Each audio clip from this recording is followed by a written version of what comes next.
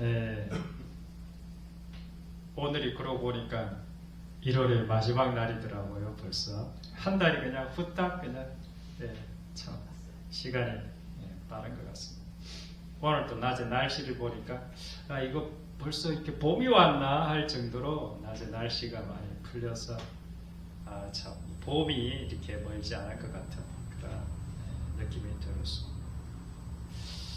그 현재 그 교회 상황들은 점점 이렇게 어려운 상황이 되어져 가고 있는 것 같습니다. 비근한 예로 신학교의 어떤 지원자들도 이제는 점점 줄어들어서 좀 미달이 되고 있는 안타까운 소식들 이렇게 들리고 있습니다. 교회의 숫자도 줄어들고 교인들의 숫자들도 이제 점점 이렇게 줄어들어가고 있다는 이야기들이 들리고 있습니다. 교회 학교가 없는 교회도 많고 또 이제는 옛날에 저희 어릴 때만 해도 그래도 친구들 데리고 이제 교회 가면서 부모님이 안 믿는 학생들이 꽤 많이 있었는데 요즘에는 그 부모님이 교회를 이렇게 안 다니는 사람들 중에 교회 친구 따라 교회 가는 사람이 참 극히 드문 그런 시대가 되었습니다.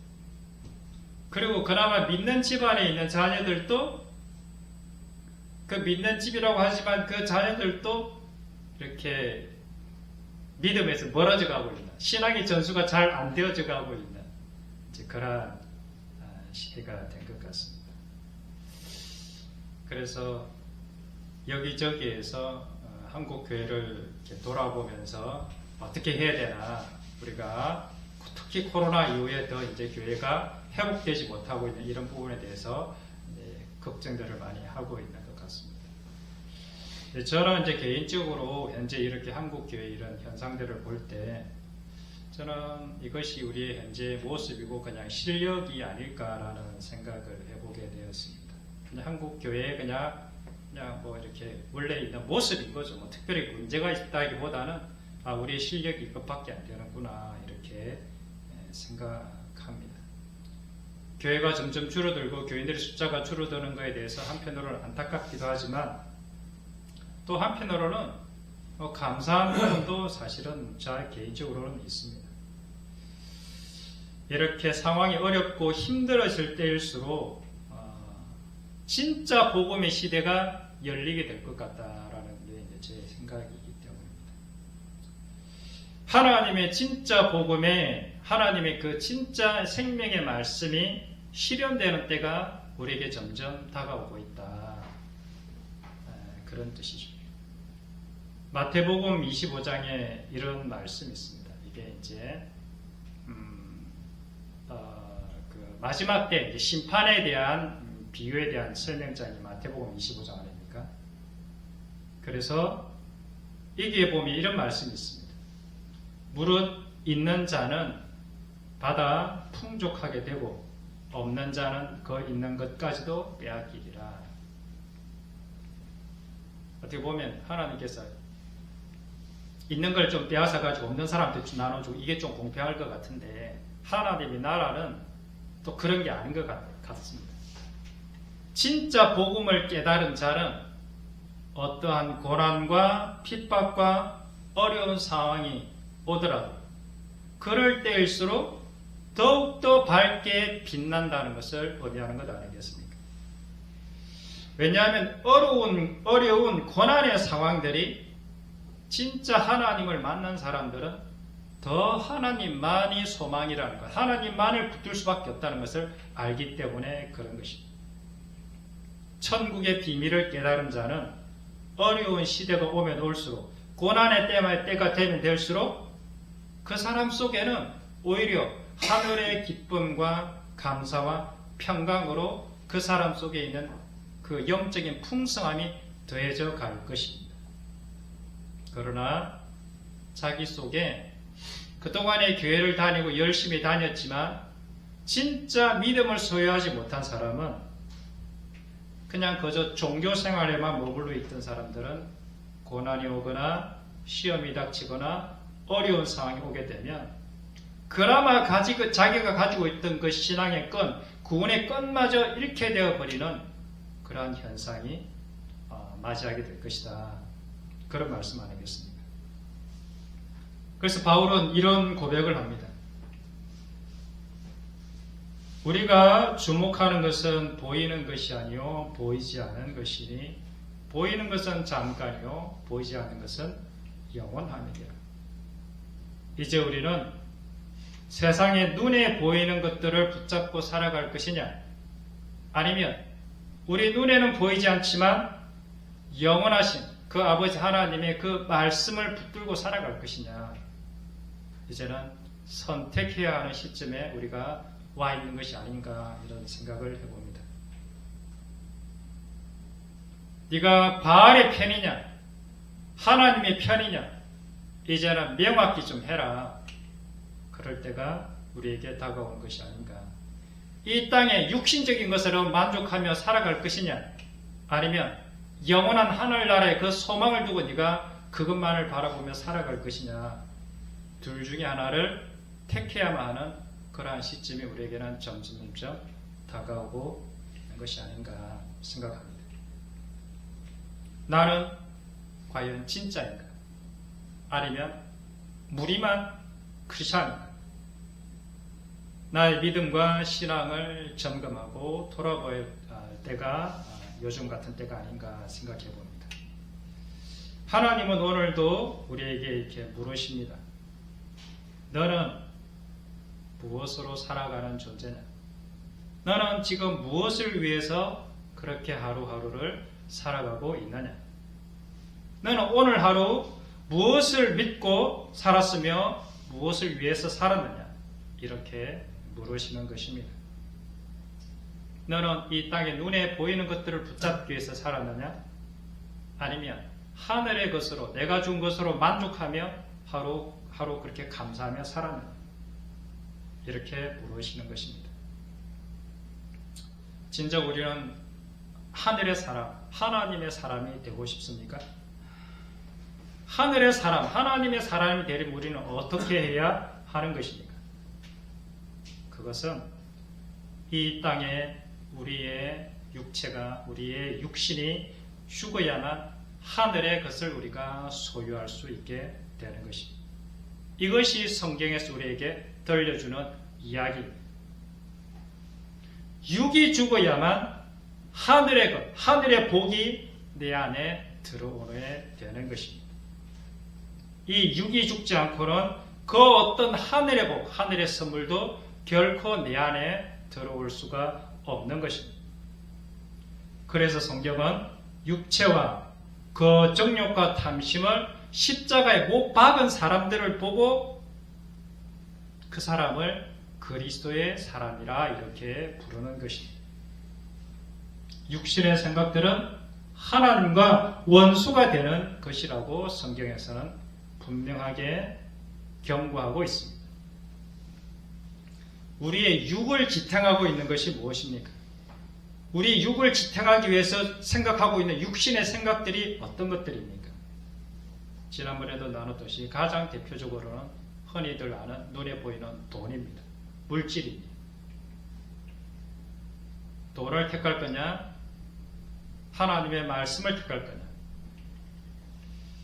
그래서 성경은 우리에게 돈과 하나님을 동시에 섬길 수 없다, 이렇게 경고하고 있습니다. 바알이냐 하나님이냐, 이 싸움은 이스라엘 역사의 오래된 싸움 아닙니까? 네가 바알을 택해, 눈에 보이는 그 풍요로움, 그 바알을 택할 거냐, 아니면 하나님의 그 약속을 붙들 거냐. 이 싸움이 이스라엘의 싸움 아니었습니까? 돈이냐 하나님이냐 택하는 것은 우리에게도 심각한 도전이고 심각한 하나님의 뭐라고 그럴까, 어쨌든 도전입니다. 큰 싸움이죠. 쉽지 않은 싸움입니다. 둘째로 하나님께서 우리에게 던지는 우리 육을 지탱하고 있는 그런 것들이 뭐냐? 바로 세상의 관계. 인간은 관계를 통해서 자신의 존재가 증명되어지는 존재인 것입니다. 이춘수의 그 꽃에 보면 그렇지 않습니까? 꽃이 하나 있는데 누군가가 내게 꽃이라고 부르기 전에는 그가 꽃인지를 모르는 거죠. 그래서 인간은 누군가가 나로 하여금 누군가의 말을 들을 때 내 존재가 인식이 되는 것처럼 관계를 통해서 자신의 존재를 증명받는 것이 인간인 것입니다. 이런 우리에게 네가 이 땅의 혈육의 관계를 택할 거냐 아니면 내가 먼저냐 이렇게 물으시는 것입니다. 마지막으로 우리의 육을 지탱하고 있는 가장 근본적인 뿌리가 바로 내 자신의 자아인 것입니다. 자존심이라고도 흔히 하기도 하죠. 네 자존심이 먼저냐 아니면 나에 대한 순종과 사랑이 먼저냐 이렇게 하나님은 부르시고 요구하시고 계시는 것입니다. 사실 이 세 가지 다 힘든 것입니다. 돈도 넘어서기도 힘들고 인간적인 관계도 뛰어넘기도 정말 힘듭니다. 그러나 가장 어렵고 뛰어넘기 어려운 것은 내 자신의 바로 내 자아라는 것이죠. 자기를 끊임없이 사랑하고자 하는 이 자기의 그 욕심이라고 그럴까? 어쨌든 이것이 가장 뛰어넘기가 어렵고 마지막에 남는 어쨌든 최종 관문인 거죠. 그래서 성경 이것을 자기 육체라고도 표현하기도 합니다. 그래서 하나님께서 우리에게 요구하시는 것이 있습니다. 그것은 뭐냐? 우리의 전부를, 우리의 전 인생을, 내 전 존재를 십자가에 못 박으라 이렇게 요구하고 있는 것입니다. 하나님께서 우리 전 인생을 나에게 다오. 너는 내 거야. 너는 내가 너를 소유할 거야. 이렇게 이야기하고 있는 것입니다. 왜 하나님께서 우리를 그렇게 소유하려고 하실까요? 그것은 바로 뭐냐면 우리가 이 땅에서 육을 유지하기 위해서 지탱하고 있는 물질, 관계, 그리고 내 자신의 자아 이것을 완전히 리셋해가지고 새롭게 해서 새로운 것으로 우리에게 다시 되돌려주기 위해서 우리의 그 육신을 요구하고 있는 것입니다. 우리의 자아를 요구하고 있는 것입니다. 더 이상 우리의 육을 이끌고 있는, 우리의 육을 지탱하고 있는 이 세 가지 일에 대해서 더 이상 그거에 종로로 타지 않도록 하기 위해서 우리에게 그것을 요구하고 있는 것입니다. 그래서 이러한 세 가지, 이 세상에 있는 물질을 잘 다스리는 사람, 이 세상에서 관계를 잘 다스리는 사람, 그리고 내 자신의 자아를 잘 다스리는 사람, 더 이상 물질의 노예가 안 되고 인간적인 관계의 노예가 안 되고 내 자신의 자존심의 노예가 안 되는 그러한 진정한 자유로운 사람으로 만들기 위해서 우리에게 그것을 기꺼이 달라고 하시는 것입니다. 이것은 하나님의 사랑의 요구인 것입니다. 하나님께서 우리를 진정 사랑하기 때문에 네 것을 나에게 다오. 내가 다시 그것을 새로운 것으로 너에게 돌려줄게 라고 말씀하는 것입니다. 그래서 우리가 주님과 함께 그렇게 내 전 존재를 십자가에 못 박아 죽어야 비로소 새로운 피조물, 부활된 새로운 피조물을 가진 그러한 존재로 변화되는 것입니다. 십자가에 죽기 전에는 우리 인간은 절대로 결코 변화되어질 수가 없는 것입니다. 조금 개선되어지는 것처럼 보이고 좀 나아지는 것처럼 보이지만 결국은 그 사람은 자신의 인생을 늘 되돌이켜 하는 그러한 종의 굴레에서 벗어나지 못하게 되는 것이죠. 그래서 성경에서는 이런 말씀들이 있는 것입니다. 마태복음 10장에 자기 목숨을 얻는 자는 잃을 것이요 나를 위해서 자기 목숨을 잃는 자는 얻으리라. 이 말씀은 정말 진리. 내가 육신을 유지하기 위해서 이 땅에 사는 모든 것들 때문에 내 영혼이 죽어버린다는 거죠. 그러나 내 육신을, 영원한 것을 위해서 내 육신의 것들을 다 죽여버렸다니까 어떻게 되냐? 영원한 생명을 얻어서 내가 진짜 살아나는 사람이 되는 것입니다.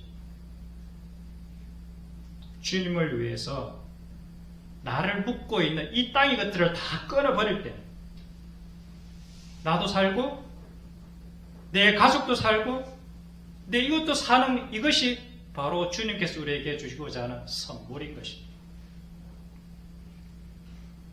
그래서 마가복음 10장에 이런 말씀도 있는 것 아니겠습니까? 예수께서 이르시되 내가 진실로 진실로 너희에게 이르노니 나와 복음을 위하여 집이나 형제나 자매나 어머니나 아버지나 자식이나 전토를 벌인 자는 현세에 있어서 집과 형제와 자매와 어머니와 자식과 전토를 100배나 받되 박해를 겸하여 받고 내세의 영생을 받지 못할 자가 없나니라. 아멘. 그래서 이런 말씀들이 있는 것입니다. 우리가 이 땅의 것을 버리면 이 땅의 것을 빼앗아가지고 우리를 괴롭게 하고 고통스럽게 하기 위해서 하나님께서 물질을 버려라, 가족관계를 끊어라, 네 자아를 죽여라 하는 것이 아니라 더 하늘의 것을 더 풍성한 것으로 돌려주기 위해서 이제는 물질이 나를 컨트롤하는 것이 아니라 내가 물질을 컨트롤해. 사람들의 관계에 의해서 내 마음이 흔들리고 뒤틀리고 하는 것이 아니라 이제는 내가 다른 사람들의 내가 다른 그 관계를 내가 컨트롤하는 거죠.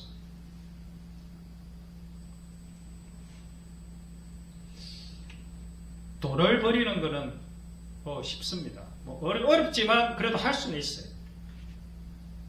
돈을 버리는 거 있잖아요. 신앙이 아니라도 자기 의지로 돈을 버리는 수 있습니다.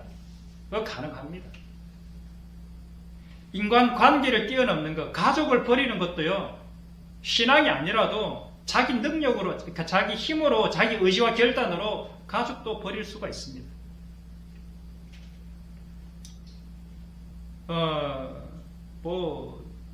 각자의 신념을 위해서 또는 다른 종교적인 열망으로 인해서 돈을 버리거나 가족을 버리는 것들 얼마든지 가능합니다. 얼마 전에 그리고 이 종교적인 열망을 위해서 자기 목숨까지 내어주는 것도 가능합니다. 얼마 전에 그 조계종 총무원장님 자성 스님이라고 하시는 분이 이제 그 집에 불질로 스스로 목숨을 끊었지 않았습니까? 불태워 죽지 않았습니까? 불교에서는 이렇게 다비식이라고 그러나 어쨌든 산채로 이렇게 불 화장해서 이렇게 자기 몸을 이렇게 태워서 이제 그러는 것들. 그런 것들이 가능하다니까요. 그리고 우리는 죽음으로써 자신의 억울함이라든지 자신의 옳음을 죽음으로 증명하는 경우도 사실은 많지 않습니까? 뉴스를 써놓고 나는 억울하다. 나는 그렇게 하지 않았다. 그리고 자살하는 거죠. 나는 옳다는 죽음으로 자기 옳음을 증명할 수 있다는 거죠. 그런데 세상에 그 어떤 것도 뛰어넘을 수 없는 게 바로 자기 자아는 이 세상의 어떤 것으로도 뛰어넘을 수가 없다라는 것이 성경의 이야기고 제가 깨달은 바입니다. 돈을 버리고 가족을 버리는 것도 신천지도 얼마든지 하는 것입니다. 자기 종교들을 위해서, 자기 그 종교적인 그 야망과 열심을 위해서 돈도 버립니다. 자기 가족도 버립니다. 자기가 구원받을 수 있다면, 내 하나 구원받을 수 있다면 기꺼이 그렇게 열심히 신앙생활 하고 있는 것입니다. 그러나 그들이 할 수 없는 것이 무엇입니까? 그들이 결코 흉내낼 수 없는 것, 이 세상에서 이 세상 사람들이 결코 흉내낼 수 없는 그것이 바로 뭐냐면 내 자아의 죽음인 것입니다. 내 자아의 그 십자가에 못 박히는 그 십자가 사랑이 예수님이 아니고서는 불가능하기 때문에 그렇습니다. 가장 어렵고 거듭남의 가장 분명한 증거는 그리고 이 세상 사람들과 구별되는, 완전히 구별되는 단 하나의 증거가 있다면 그것은 자아의 죽음이고 십자가의 사랑인 것입니다. 내가 죽어서 너를 살리는 그 사랑, 하나님의 사랑과 거듭난 사람, 그리고 그렇지 못한 사람의 결정적인 차이는 바로 이 자아의 죽음에서 판결나게 되어 있는 것입니다. 하나님을 믿는 가장 확실한 증거는 내 자아가 죽는 것입니다. 나라는 존재의 죽음을 경험하는 것이 구원받은 가장 분명한 증거일 것입니다. 내가 그리스도와 함께 십자가에 못 박혀 죽은 자가 진짜 크리스찬인 것입니다. 이런 사람의 특징들은 뭐냐? 그냥 가만히 있어도 아무것을 하지 않았는데 예수의 향기가 나는 것입니다. 예수님처럼 온유하고 겸손함을 그에게서 느낄 수가 있습니다.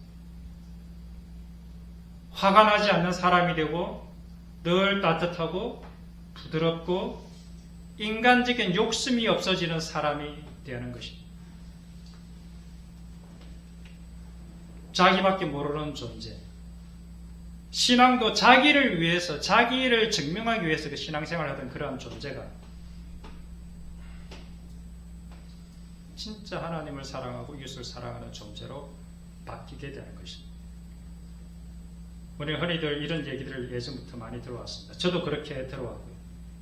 예수님을 믿습니다라는 고백하면 네 안에 이제 예수님이 들어갔어. 예수님을 영접하는 그 기도로 네 예수님이 들어갔으니까 너 하나님의 자녀야. 저는 이런 얘기를 대학교 때 선교단체에서 이렇게 복음을 새롭게 들으면서, 물론 그전에도 교회를 다녔지만 어쨌든 그런 복음을 들으면서 저도 이제 그게 그렇게 믿고 그렇게 생활해왔죠. 근데 지금 이제 돌이켜보면 반쪽짜리 복음이 아닌가 저는 그렇게 생각이 듭니다. 그냥 예수님 믿습니다라는 고백 때문에 그래 너가 지금 현재 더러운 그 상태로 있는 거, 네가 또 허물이 많고 비록 연약하고 네가 비록 죄를 짓지만 하나님께서 너를 죄 없는 것으로 인정해 주셔. 그래서 너는 의인이야. 어렵게 되었어. 라고 말한 부분이 사실 아닐 수도 있겠다라는 생각을 하게 되는 것입니다. 왜냐하면 하나님의 복음의 능력은 결코 그렇지 않으니까. 더러운 걸레를 씻지 않고 똥 묻어있는 채로 하나님께 딱 덮어두고 야 이거는 깨끗한 거야. 내 깨끗하다고 했어. 깨끗해야 돼. 라는 정신승리하는 그런 마인드 컨트롤하는 그런 게 아니라는 것을 보게 된 것이죠. 주님의 복음은 죄를 이기게 하는 것입니다. 하나님을 닮은 거룩한 백성으로 만드는 것이 주님의 복음인 것입니다. 요한일서 3장 9절 10절에 이런 말씀이 있습니다. 그래서 예전에는 이 말씀이 이해가 안 됐습니다. 하나님께로부터 난 자마다 죄를 짓지 아니하나니 이는 하나님의 씨가 그 속에 거함이요 그도 범죄하지 못하는 것은 그가 하나님께로부터 났습니다. 이러므로 하나님의 자녀들과 마귀의 자녀들이 드러나나 무릇 의를 행하지 아니하는 자나 또는 그 형제를 사랑하지 아니하는 자는 하나님께 속한 자가 아니니라. 이제 이 말씀들이 이해가 되기 시작합니다. 복음이란 무엇입니까? 자기밖에 모르던 이기적이고 교만한 존재를 하나님을 사랑하고 그 하나님의 사랑 안에서 이웃을 사랑하는 존재로 만들어버리는 것. 이것이 복음의 능력인 것입니다. 심지어 원수까지도 사랑해낼 수 있는 그러한 사람으로 만들어내는 것. 이것이 십자가의 능력인 것입니다. 세상 사람들과는 차원이 다른 사람으로 만들어버리는 것이죠. 이렇게 주님을 닮은 거룩한 백성으로 만들기 위해서 우리 주님이 조롱과 핍박과 채찍질을 당하시고 모욕을 당하시고 십자가에 돌아가셨습니다. 그분의 죽으심이 단순히 우리 더러운 인간에게 덮어놓고 너 죄 없는 것으로 인정해 줄게 라는 것이 결코 아닌 것입니다. 똥 묻은 기저귀를 이제는 물로 깨끗이 씻는 것입니다. 그리고 탈탈 털어서 햇빛에 바짝 말려가지고 뽀송뽀송한 기저귀로 만드는 것. 이게 거듭난 것 아니겠습니까? 그래서 어떻게 다시 세상의 구석구석에 더러운 똥을 닦기 위해서, 그 깨끗한 걸대로 닦기 위해서 우리를 그렇게 부르시는 것 아니겠습니까? 이것을 가능하게 하는 유일한 방법이 무엇입니까? 그것이 바로 십자가인 것입니다.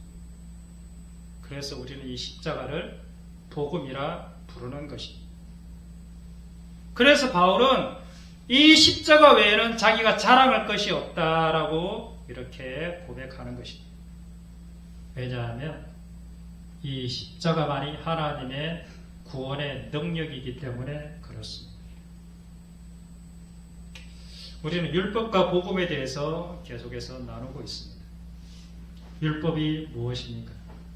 사실은 율법은 네 자신을 알라, 네 꼬라지를 알라라고 보여주신 우리 하나님 주신 거울이기도 하고, 어쨌든 우리 자신의 현 주소를 비춰보라고 주신 것이 바로 율법입니다.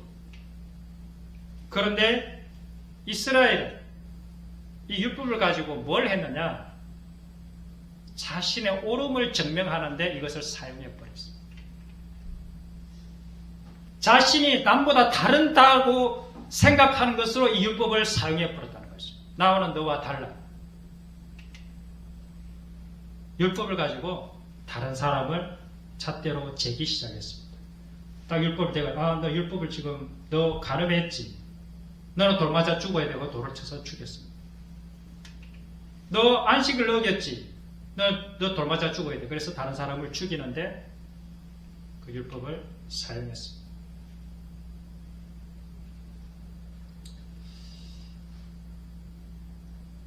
그 율법을 주신 목적은 뭐냐면 한마디로 우리가 죄인이라는 거죠. 네 꼬라지 좀 알아라. 너는 절대로 어려운 존재가 아니고 너는 죄인이야. 그렇기 때문에 율법을 주셨다는 것 아니겠습니까?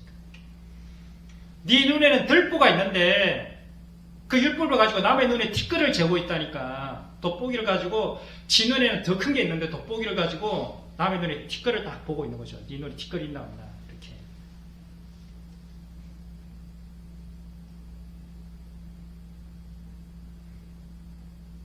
그래서 우리 눈 안에 있는 이 들보는 어떻게 해서 뽑아지는 것입니까? 그것은 바로 십자가 안에서 내 안에 들보가 뽑아지는 것 아니겠습니까? 그래서 이 들보를 빼낸 자, 십자가를 통해서 이 나의 눈에 들보가 빠진 자는 비로소 남의 눈에 있는 티끌을 어떻게 빼는지 이제는 알게 되는 것입니다. 남의 눈에 있는 티끌을 비로소 뺄 수 있는 그러한 자기계라고 그럴까? 그러한 능력을 가지게 되는 것입니다. 어떻게 빼느냐? 그 사람의 티끌도 손을 넣어서 빼는 것이 아니라 십자가의 사랑으로 그 티끌이 빠진다는 것을 알기 때문에 자기가 나서지 않습니다. 자기가 그것을 뽑으려고 하지 않습니다. 십자가의 사랑이 그 사람이 티끌을 뽑을 수 있도록 기다리는 것입니다.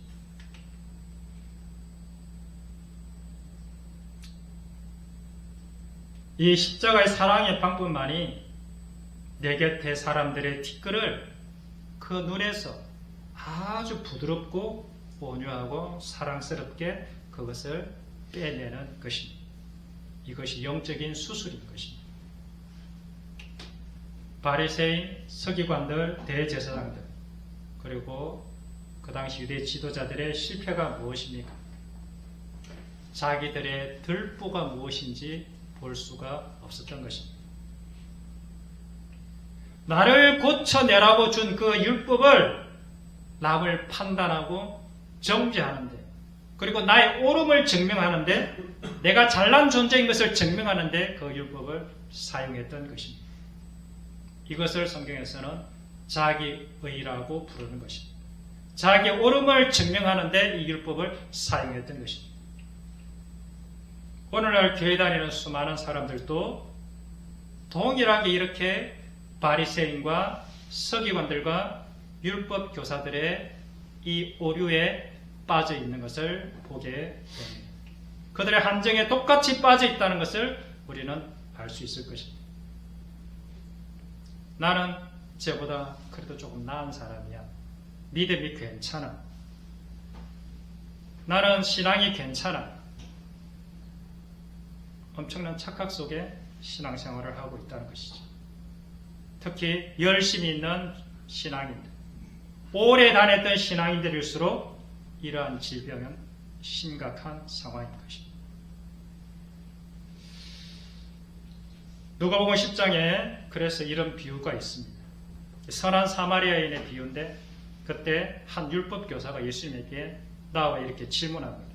선생님, 내가 무엇을 해야 영생을 얻을 수 있습니까? 예수께서 이렇게 대답하십니다. 율법에는 뭐라고 기록되어 있느냐? 그러면 어떻게 네가 읽고 있느냐? 그러니까 마음을 다해서 하나님을 사랑하고 네 이웃을 사랑하라 기록되어 있습니다. 그래, 옳다. 너도 가서 그렇게 하라. 그렇게 하면 네가 살 수 있다. 그러면서 이 사람이 이렇게 덧붙입니다. 그 사람이 자기를 옳게 보이려고 예수께 여짜오되 그러면 내 이웃이 누굽니까? 자기 존재의 옳음을 예수님 앞에서 증명해 보이고 싶다. 나는 이렇게 잘난 사람이고 나 이렇게 잘하고 있는 사람이다. 저도 마찬가지로 과거를 돌이켜보면 나의 옳음을 증명하기 위해서 되게 많이 노력했던 것 같아요. 그러니까 일부러 노력한 건 아니지만 내 속에는 그러한 것들이 본능적으로 자리 잡고 있었던 것을 알게 됩니다. 내가 대놓고 말은 안 하지만 이미 마음속으로 다 판단하고 다 줄로 딱 재가지고 탁탁탁 정해버리는 거죠. 여기 대표적인 샘플이 바로 바리새인의 기도와 세리의 기도 장면에서 대표적으로 이것을 볼 수 있습니다. 바리새인은 서서 기도하면서 하나님, 나는 다른 사람들 같지 않습니다. 토색도 안 했고요. 불의도 안 지었고요. 간음도 안 했습니다. 간음하는 저 사람들하고도 다릅니다. 그리고 저기 있는 저 세리와도 다른 존재입니다. 그래서 나는 감사합니다. 11조도 드렸고 금식도 했고 헌금도 했습니다. 세리는 가슴 치며 죄인입니다. 이렇게 기도했지 않습니까?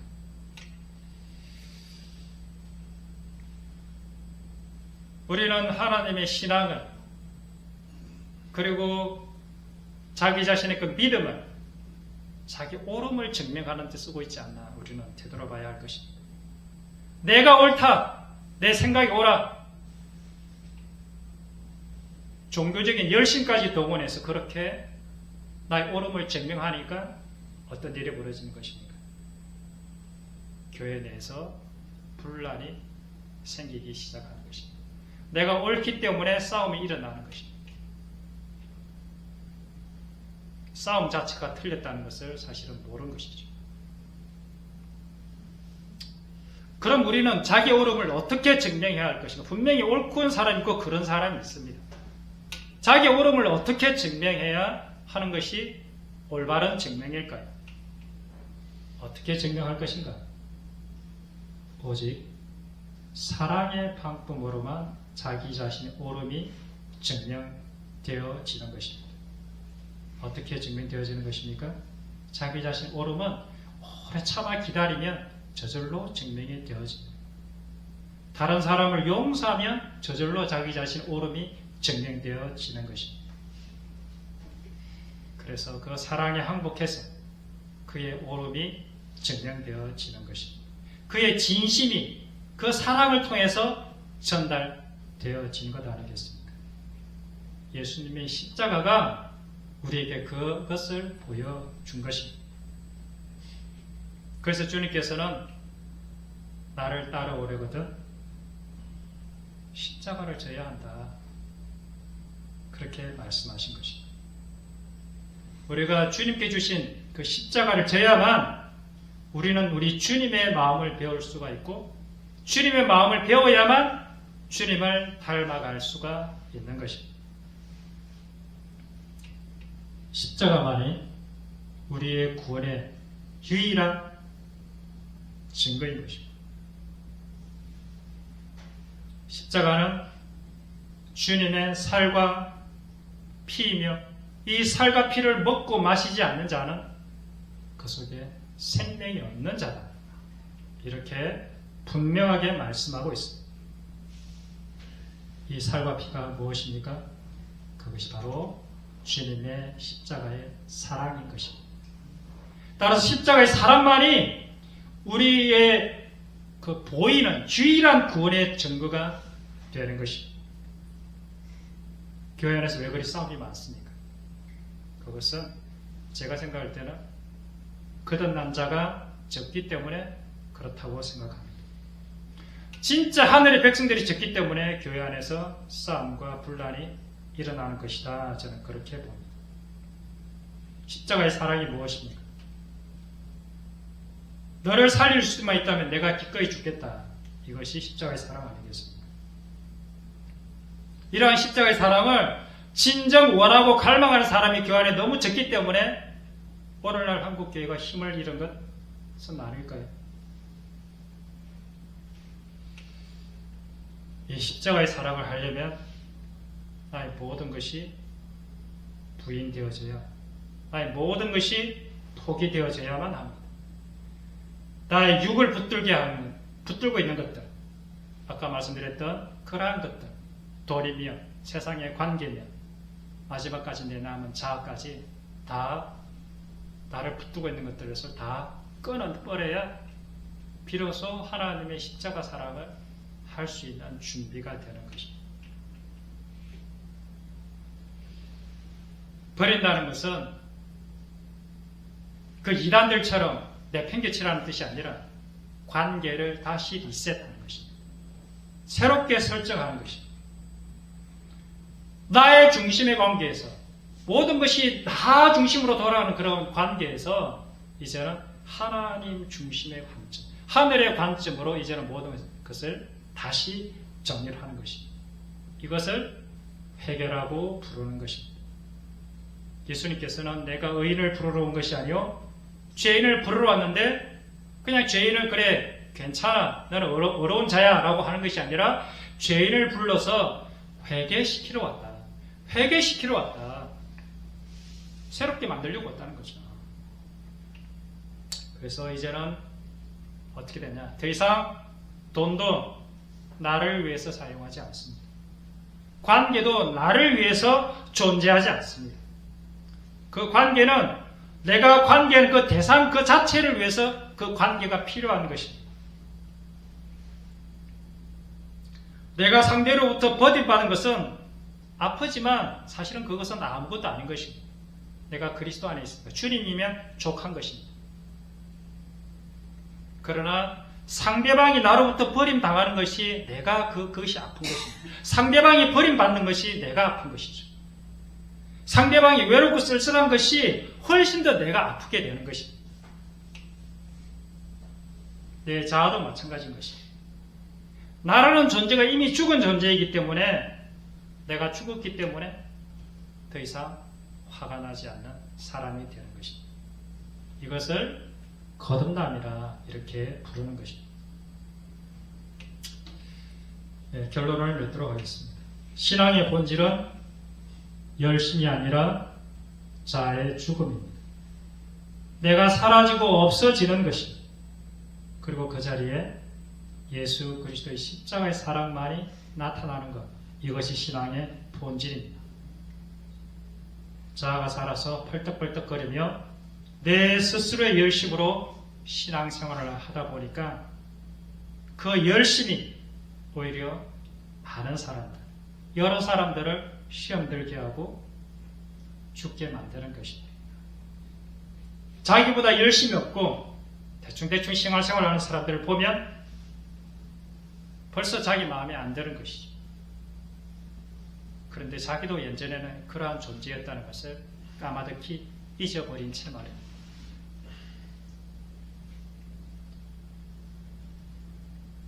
물론 대충대충 신앙생활을 한다는 것이 결코 합리화되거나 그것이 정당하다는 뜻은 아닙니다. 그러나 우리가 그런 사람들을 볼 때 우리는 어떠한 마음으로 바라봐야만 하는 것. 그 사람이 자기 열심으로 가득 찬 종교인인지 아닌지 알 수 있는 것은 그러한 사람들을 내가 어떠한 마음으로 바라보고 있느냐, 그 마음을 살펴보면 알 수 있을 것입니다. 간음 중에 현장에서 잡힌 그 예를 향해서 군중들은 돌을 들었습니다. 그리고 치려고 했습니다. 왜? 모세율법을 어겼으니까. 저런 여자는 돌로 쳐야 돼. 그리고 율법의 잣대로 그 여자를 재단하려고 했습니다. 그런데 예수님께서는 동일하게 율법을 아셨지만 율법의 완성인 그 사람으로 나도 너를 정죄하지 아니하노니 다시는 죄를 범하지 말라. 그런 마음으로 주님의 그 사랑과 온유와 겸손의 마음으로 그 여자를 바라보고 그 여자가 어떻게 하면 다시는 죄를 짓지 않을 수 있는 그러한 사람으로 살려낼 수 있는가, 그 방법을 사용하신 것 아니겠습니까? 이것이 우리를 내가 거듭난 자인지 아닌지를 알 수 있는 가장 결정적인 차이가 내 마음 안에 예수님의 십자가 사랑으로 사람들을 긍휼함으로 바라보는, 아니면 나의 옳은 그 세상의 가치 또는 하나님의 그 가치 잣대로 다른 사람들을 판단하고 정죄해서 그 사람을 판단하고 정죄한다고 해서 결국 나의 옳음을 증명받고 싶어 하는 거죠. 사실은 그런 존재로 살아가는, 그것은 본인만이 아마 알고 있을 것입니다. 그래서 우리는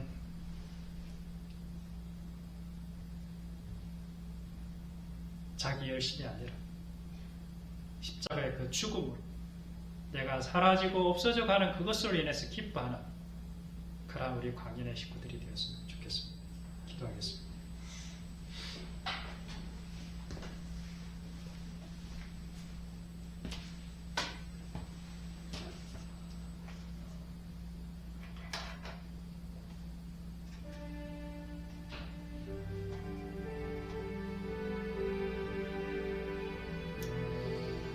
하나님 그동안 참 많은 오랜 세월 동안 제가 하나님을 믿는다고 하면서 얼마나 나의 옳음을 증명하는 일에 참 부단히 동안 애써왔던지 모르겠습니다. 주님의 그 믿는 주님의 그 십자가로 나를 죽이는 것이 아니라 다른 사람을 판단하고 비판하고 정죄하는 일에 그동안 수많은 세월들을 살아왔던 것 같습니다. 주님, 용서해 주십시오. 제가 잘 모르고 그랬습니다. 주님의 십자가가 무엇인지, 복음이 무엇인지 제대로 알지 못해서 그랬습니다. 하나님, 이제는 주님의 복음을 깨닫게 해주셨으니 이제는 그렇게 살지 않도록 애를 써보겠습니다. 날마다 나의 자아를 십자가를 못 박고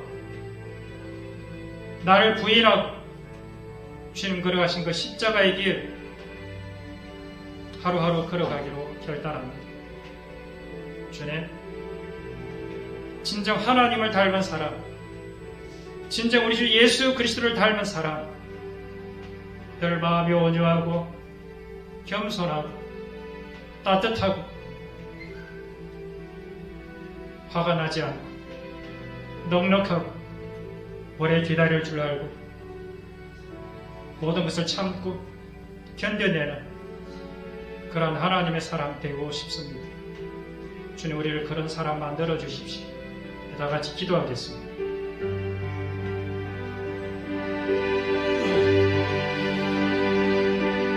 살아계신 아버지 하나님, 주 성령 하나님,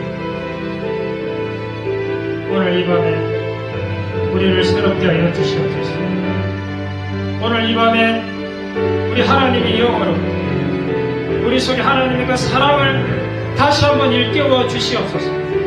신앙의 본질이 무엇인지, 아버지 하나님 믿음의 본질이 무엇인지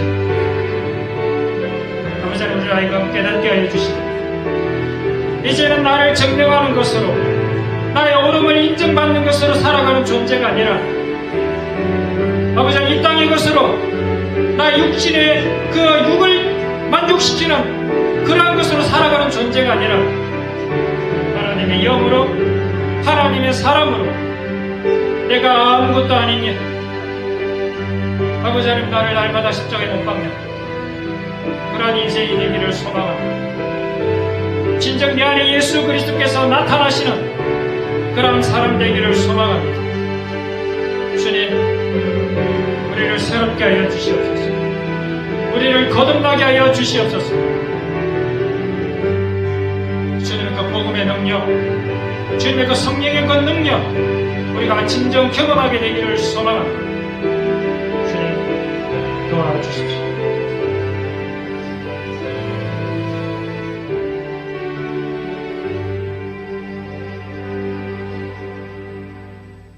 주님, 나를 위해 살아왔던 그 모든 것들을 회개합니다. 주님,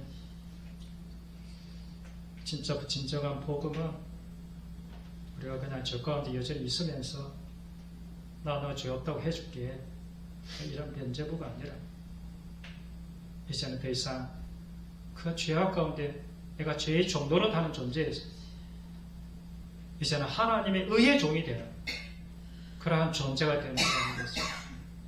진정 십자가의 능력, 복음의 능력, 그것이 우리 삶 속에서 경험되어지고 그래서 내 주변에 만나는 사람들이 나를 볼 때에 너는 전혀 다른 사람이야. 너랑 너에게서는 정말 예수의 향기가 나. 이런 이야기를 들을 수 있는 저희들 되게 하여 주시옵소서.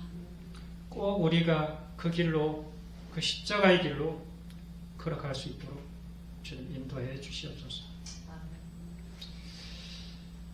하늘에 계신 우리 아버지 이름이 거룩히 여김을 받으시오며 아버지 나라가 임하시오며 아버지의 뜻이 하늘에서와 같이 땅에서도 이루어지게 하소서. 오늘 우리에게 일용할 양식을 주시고 우리가 우리 잘못한 사람을 용서해 준 것 같이 우리 죄를 용서해 주시고 우리를 시험에 빠지지 않게 하시고 악에서 구하소서. 나라와 권능과 영광이 영원히 아버지의 것입니다. 아멘. 감사합니다.